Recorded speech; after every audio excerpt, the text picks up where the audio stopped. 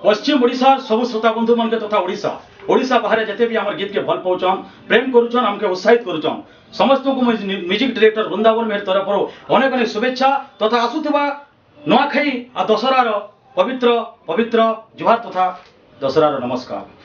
दर्शक बंधु बर्तमान एचडी वीडियो देखा जाऊँ जेनता रेकर्डिंग हो बहुत चर्चित स्टूडियो मेलोडी बरगढ़ में आपण मैंने मोर निर्देशन अनेक गीत देखीछन किंतु ये गीत गोटे हिंदी गीत के आम सम्बलपुरी ढांचा सम्बलपुरी रिदम रे गोटे करिचो जेनटा कि डाकुछि हमर चूड़ी धीरे धीरे डाकुछि हमर पायल धीरे धीरे आसुन देखमा आ गीत के माने गाइछन बहुत चर्चित हमर शिवानंद भाई जे कि बहुत सुंदर गीत गायसन शिवराम भाई तांकर संग हमर लेडी सिंगर हिसाब रे अछन पाटनागढ़ आसीथिबा मिस खुशी महाराणा बहुत गीत मोर निर्देशन रे गाइछन विशेष सहयोग करिछन हमर दिवास भाई आपन को अनुरोध करछु मां मंगला प्रोडक्शन के YouTube चैनल के सब्सक्राइब करम लाइक करम शेयर कर सहित कमेंट भी करम। ला ला ला ला ला ला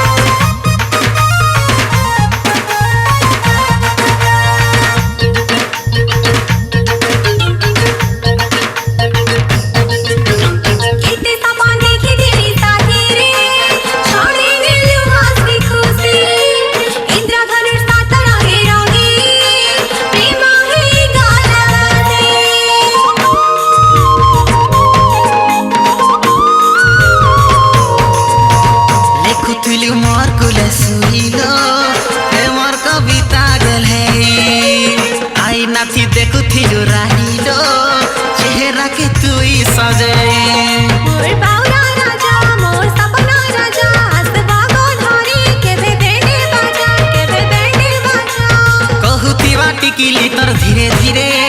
कहूती बालता तर धीरे धीरे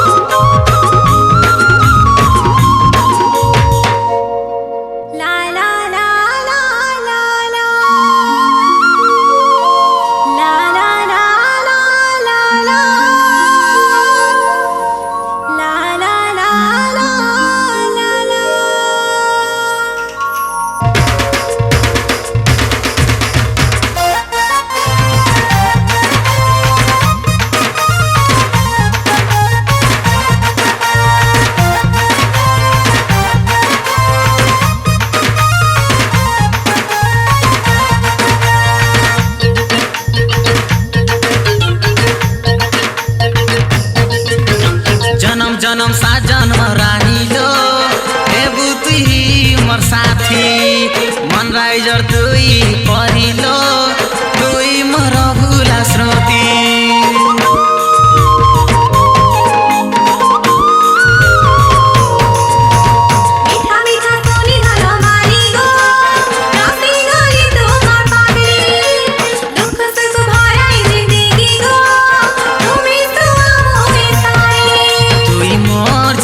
तुई मोर सास पवन तुई मोर धड़कन तुई मोर जान है मन डाकू छे मोर दिल गो धीरे धीरे कहो छे मोर प्यार गो धीरे धीरे डाकू चेरा प्यार मोर धीरे धीरे डाकू चेरा दिल मोर धीरे धीरे जनम जनम किबा बंधना